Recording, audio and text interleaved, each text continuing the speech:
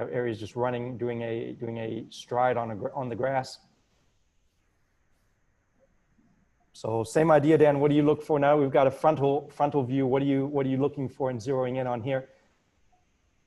So it's a little bit harder to get key landmark positions from a front or a rear view. So a lot of times with front and rear views, we're actually looking at movement expression. So if you can move that slide bar up to the left in a corner, so that, there we go. What I'm going to look at is foot supination to dorsiflexion first. So how much is the foot supinated, and when does it go to pronation, and how much does it pronate off, comparing left side to right side?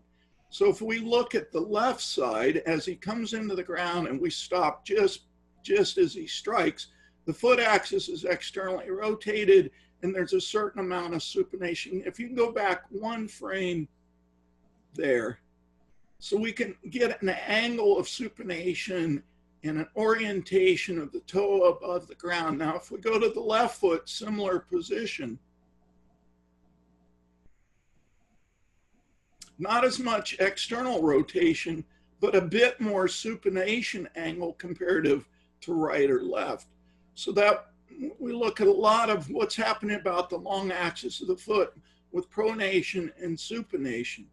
Now, if you go back a few frames, we can also look at internal, external rotation of the thigh. So go to max knee lift on this side. Whoa. So at max knee lift, there's been internal rotation of the femur. The VMO is on the midline of the body. And then as that lower leg swings out and the leg sweeps backwards, we'll see external rotation occurring in the femur and the shank. So we can get a map for how far he's externally rotating and the timing of that. Then we can go to this side and we can see go one more frame. At max knee height, he doesn't cross the midline with the VMO quite as much as he did on the right.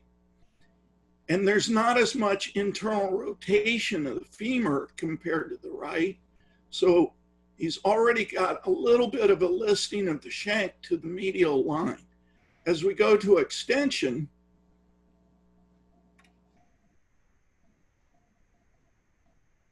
the external rotation of the thigh occurred a lot later relatively to the right side. And the shank external rotation was a bit greater than that on the right side. So we're starting to see some asymmetries here, but we have to keep in mind he's a hurdler. So through training, he has biased these relationships, and this is what we mean with bandwidth. For Aries, none of this is a red flag. This is what we would expect to see in a hurdler, that one side is timed and goes through a little different range than the other side. Now, if it was a massive bandwidth, then that's when a therapist might want to intervene, or the coach may want to adapt practice. So a lot of this is determining the movement map for your athlete and what is acceptable variations of bandwidths in this. I mean, personally, this left foot externally rotated just before contact is a little bit of a red flag for me on this given day, just based on knowing Aries and what his normal movement map looks like.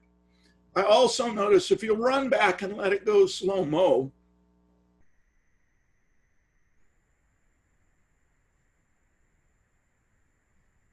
I'm also noticing a little bit of a listing to his left. So if you watch, when he contacts the ground with either leg, there's a listing to his left and a dropping of the shoulder. So again, something that's standing out for me is there's some stuff going on with the low spine and SI joint that's causing a little bit of undue listing to his left.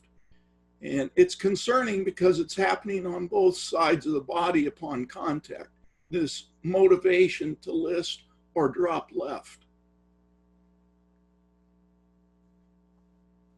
Yeah, anything you zero in on upper body wise, Dan? Yeah, well, again, I'm looking at the midline, and so I'm looking at where is his hand blocking on the front side relative to one another. So if we go, left hand blocks over the pec, right hand is coming a little bit more across the body.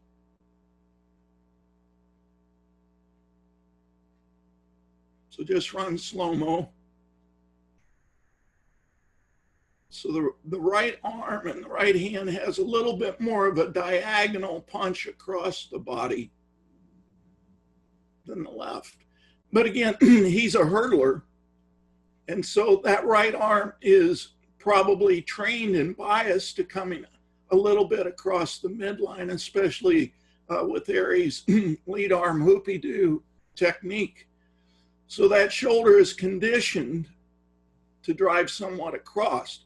So from a bandwidth standpoint, he's in his bandwidth, where with a world-class sprinter who should be a little more symmetrical, that might be a red flag, for example.